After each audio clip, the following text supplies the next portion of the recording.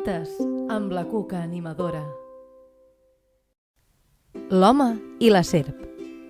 Un home passejava per la muntanya i va veure una serp que els pastors havien lligat a la soca d'un arbre.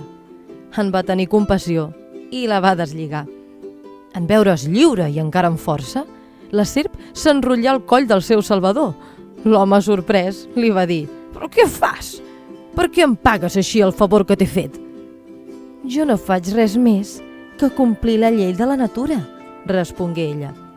Va passar una guineu i l'home i la serp la van escollir per jutge del seu cas. «No ho podria jutjar prou bé», digué la guilla, «sense haver-ho vist des del començament. Caldrà que ho torneu a repetir tot, tal com heu fet abans». Llavors l'home va tornar a lligar la serp a l'arbre i van repetir tot el que havien fet. La guineu, després de comprovar-ho, va dir: «Tu, home, fes sempre el que el cor et digui. I tu, serpota, ara ja et pots escapar. Vés-te'n!» Si de bon principi els mals no talles, al final hi haurà baralles.